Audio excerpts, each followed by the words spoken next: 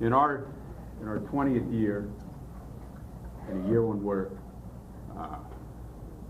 really, hopefully, in wonder of what God has done in the creation of St. Joseph's Catholic School, I thought there would be no better thing to do during this orientation, frankly, and this morning especially, for you to hear from Mrs. Moon. And so what I did was I prepared a series of questions, and we're gonna have a conversation, and then let's see where this goes. Okay? All right. So Margaret Ann, when did you recall having the first thoughts and then subsequent conversations about opening the high school at St. Joseph's? Well, I'm from Greenville, so I grew up here, and ever since I was small, I remember the Catholic community talking about the desire and the need for a Catholic high school. Property was purchased in the late 50s and sold in the late 80s for a Catholic high school, which made it so that we couldn't go out to people and say, will you donate to a Catholic high school, because the Catholic community that was here kept saying, it's never going to happen. We've done it, we donated, they sold the property. We had to open and then believe that they would support us once we had a school. So. Okay. So who did you start, who did you have conversations with back in those days? In the beginning, and this is a story I haven't told too many people, 1988, I remember we had just moved into our new house. My fourth child was 3 weeks old when we moved in, Abby. And I remember kneeling beside my bed one night, and I was 35. I thought, well, my life is half over, probably, more than likely. And basically just asked God, is this all you wanted from me? And I heard it. I heard it with my ears. I heard it with my heart. He told me a Catholic high school. It wasn't something I was thinking of at the moment. My oldest child was about maybe 10. But that was about 1988. By 1990, we had a new bishop. Bishop Undercover had been here from the middle 60s to 1990. And he was never going to do it. So when he left in 1990 and Thompson came in, I went to Sam Francis, who was the Catholic philanthropist in Greenville County. He was my mother's contemporary. He raised all kind of money for Catholic charities. And Sam said, put me in touch with Carl Roman. Carl Roman had been the chairman of an effort in 1979. And he gave me all the minutes from their meetings, and when they went to the diocesan school board, and the diocesan school board said, yes, there should be a Catholic high school in the upstate, and they gave 10 steps as to how to open it, and step number 1 was get the support of the priests, and that's the one step they couldn't get off of. These priests were not supportive. So when, oddly enough, in about 1990, at the same time that I sent this information to Bishop Thompson, 3 other women, Barbara McGrath, Nancy McGrath, and Mary Cotter, sent letters to the bishop also. We didn't know we were doing that. We didn't even know each other. And it was all about the same time. And that was 1990. Nothing came of it. It took a year. 1991, the bishop got back in touch with the 4 women who had sent the letters and said, we'll have a discussion with the priests of the deanery. You organize it. So we made homemade chicken salad, and we had a meeting at OLR with all the priests of the deanery, and only one priest was supportive, and that was Father Coughlin from Elizabeth Ann Seton. So, but they made the mistake of telling us, they gave us directives about information they needed before they would support it. So that put us together. We started meeting, and that was their mistake. We worked for a year to pull together, to do a business plan and all this stuff. And we went back to the diocesan school board a year later in '92, and we presented everything. They figured we were going to have one person come in and talk. Everybody brought their family, and we had them, the children sat out on the curb outside the meeting praying the rosary. So everybody that walked into the meeting had to walk past our children praying for a Catholic high school. And we had covered all the bases. We had talked to every Catholic school that opened since 1985. We had talked to every religious order to see if they would staff it. We had done a demographic study and decided that the ideal location for a regional Catholic high school would need to be somewhere off I-85 to bring students from Spartanburg and Anderson, but that the heart of Greenville County was Lawrence Road, 276. Little did we know, but this exact X on the map came available the month we opened the school in August of 1993. So when they came back and said about 9 months after we presented that the diocese would not do a Catholic school in the upstate, by then we were convinced that this is what God wanted us to do. And so we had met with Carl Roman, kept telling us, you need to incorporate.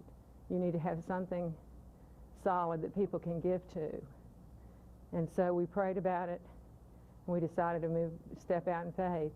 We, in the search for when we contacted every Catholic school since 1985, most of them had opened as independent schools without diocesan support.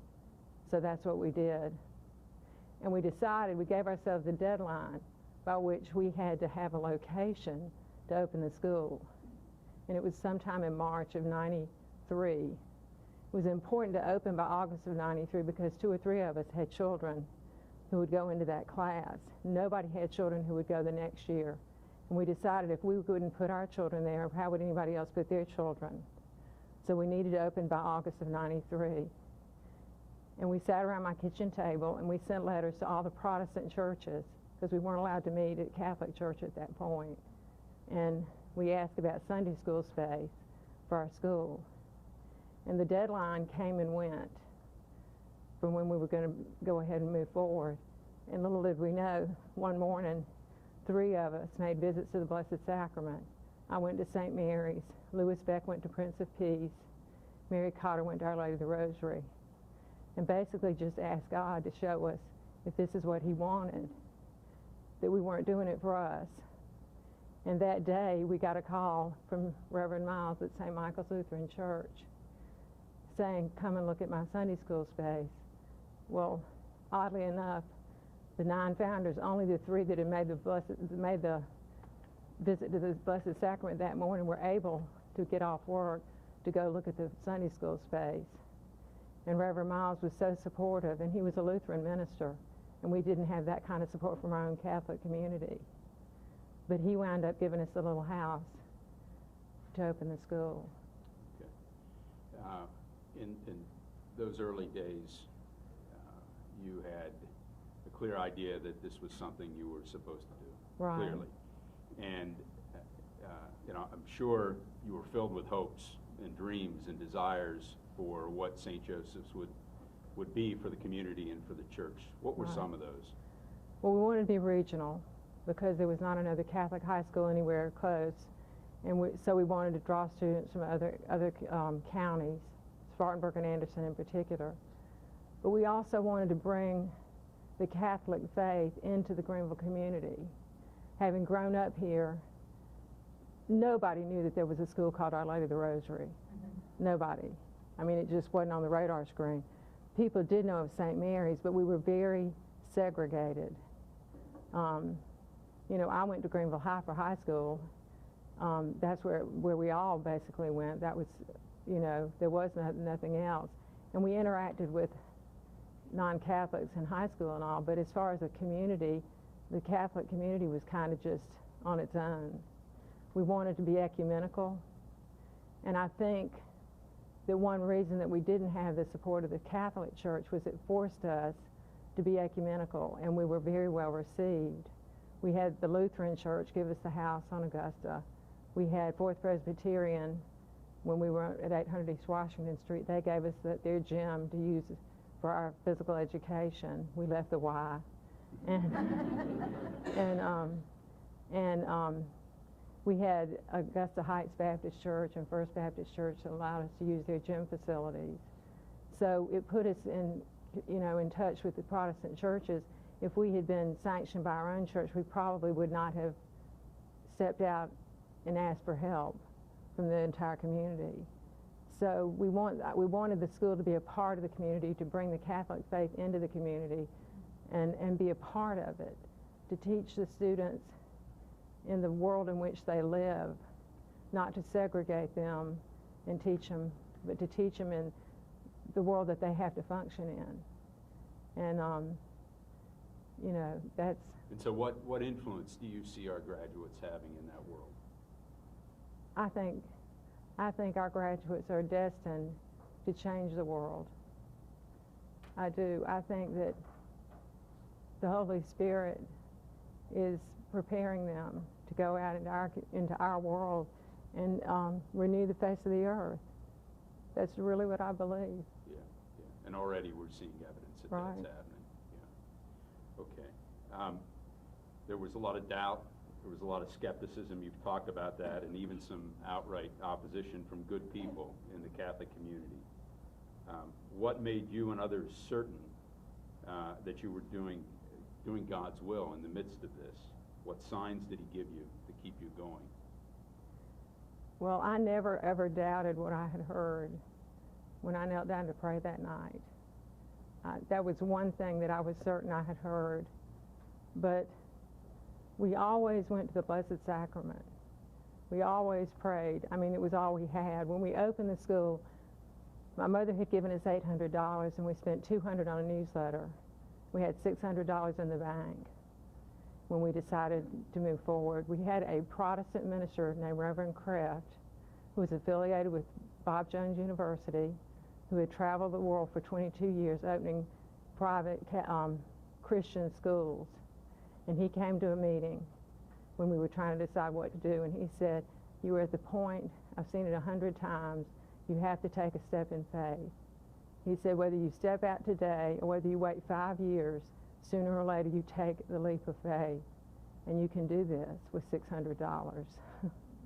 And so he prompted us to move forward. He didn't let Bob Jones know he talked to us. Mrs. Greaves, who was the headmaster in the video, was a graduate of Bob Jones. And when it was in the paper that she was going to be a headmaster, they took her off all their roles. She was no longer existed. But anyway, we had his encouragement. Every step of the way, when we asked for guidance, God gave us a sign that could not be ignored. When we were deciding,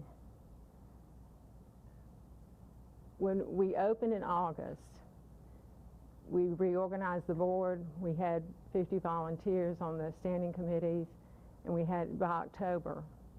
And we sent the facilities committee out to find a building because nobody took us seriously in the little house, and there wasn't room for another student. And we had to recruit for the following year. So by October, they had come up with this building at 800 East Washington Street. There was a bad debt on the books at the bank, and it was $400,000, and I had to sign on the mortgage, and we had 13 kids in a house. And so I went to the Blessed Sacrament, and I just said, God, let me know. Joby was sleeping like a log. He thought it was a great idea. but I was kind of worried because I had to sign. And so I went to the visit to the Blessed Sacrament and asked for guidance. And that very day, I called the little house. We were going to have a meeting at lunch, and I was going to bring food. We always eat when we meet.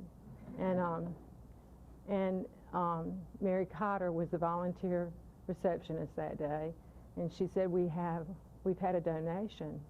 And I said, what is it? She said, I'm not going to tell you. I want you to see it when you get here. It's just one of those signs from God to let us know we're going in the right direction. And one of the nuns had come from St. Francis Hospital and had given us the St. Joseph statue out of their chapel, which is the statue in the boardroom.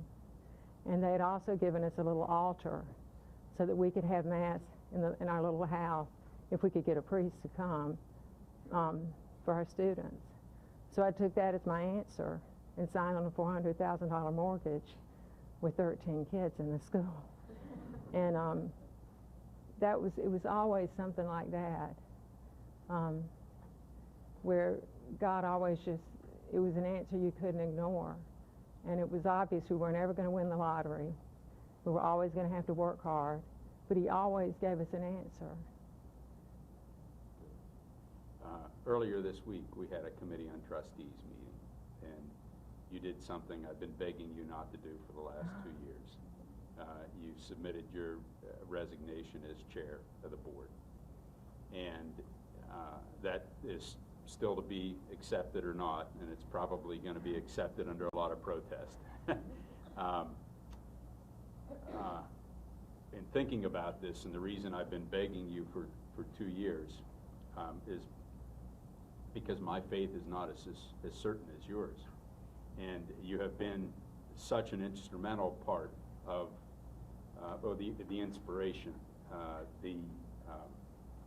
These words, I've heard them so many times from you, and I want to continue to hear them from the board chair in the future.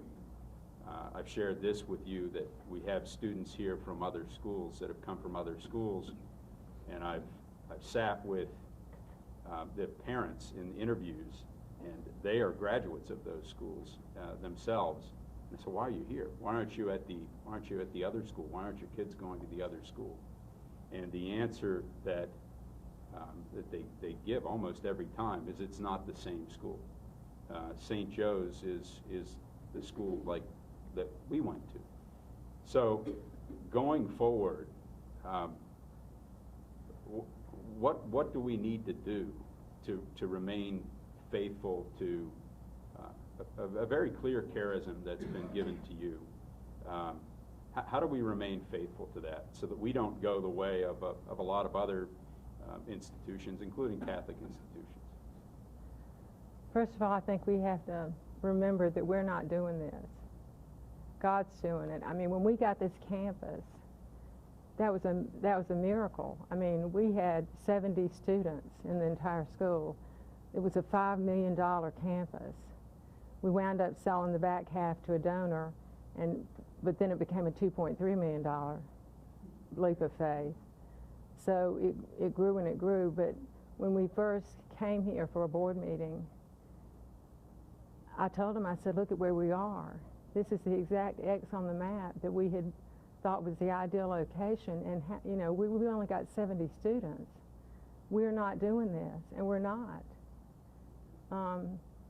I think we need to be careful about who we put in the board and about who we bring into the school. We're so careful now, but we have to maintain that because they could change the mission.